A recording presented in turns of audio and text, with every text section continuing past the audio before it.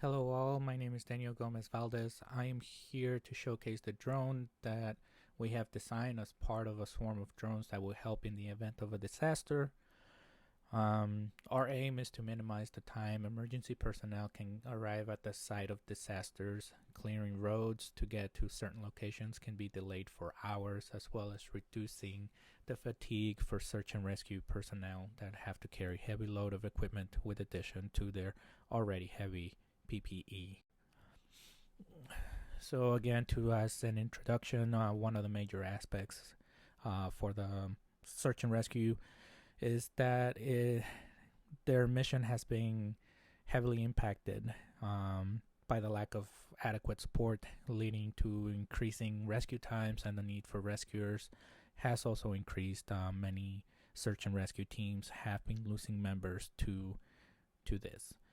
So our solution, based on the information, is that there is a clear need for search and rescue to have help.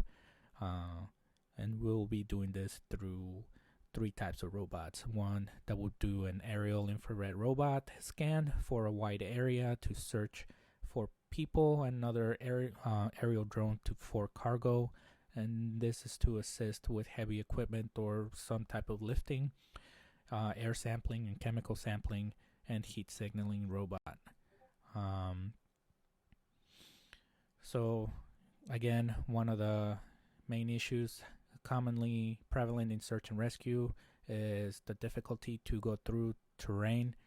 As stated in the Oregon Police Department, is due to difficulty in terrain, down trees, hazardous atmospheres. It takes up to 7.5 hours for search and rescue teams to rescue people, in this case hikers. As well as firefighters, their weight can greatly shift between 75 pounds on their PPE alone. That's not even including their breathing apparatus that can add significantly more weight, plus whoever they have to carry out of a burning building. As well as medical bags for medical personnel. They can weigh between 25 to 45 pounds, and that's not including what other types of items they need to carry. Our target audience is many in the search and rescue operations that lack the necessary resources, from anything from lack of manpower, rough terrains if they have to go through them, or landscapes. Also, who have trouble getting to their rescue site and having delays, or robots. They would target these type of sectors.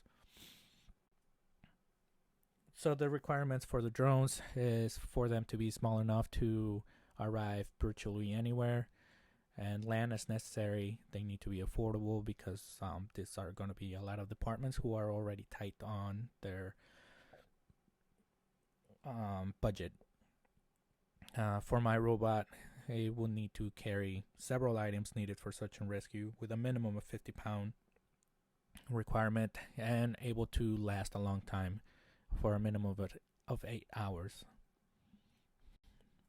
So here's my drone. As you can see, it has 4 propellers. It is very simple carrying drone. It would have a light indicator, dual sensors for forward or proximity and bottom, or proximity to the ground. It would have a pulley system, and it would have landing gears. The drone is relatively small, no bigger than a person itself. It's going to be about 6 feet in length, 4 feet in height, and about 5 feet in wide.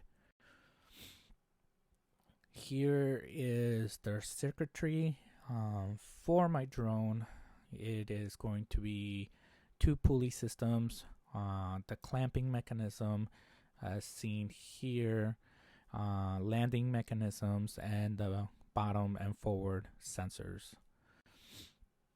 Here on the code, It is pretty much stating that if the sensors need to be within a certain distance in order for the drone to safely drop their equipment, as well as reading sensors in order for it to land safely. Um, it also has coding for the central hub, so if there's any uh, commands sent to the drone, it would act as such. As mentioned before, here is my circuitry.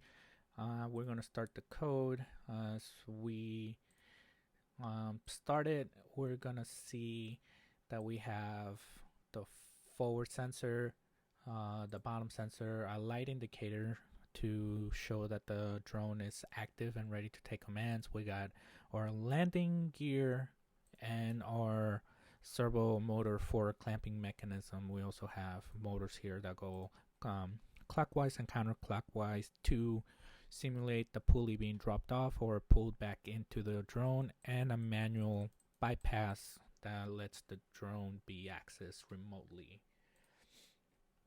So if we see here, we're gonna do the code needs to read of a distance in the forward within 60 inches, which is about 5 feet, and the bottom to be 96 inches from the ground in order to drop off equipment safely. So if we send the code from the command center, it's going to read the distances, and then you'll see here the motors are actuated.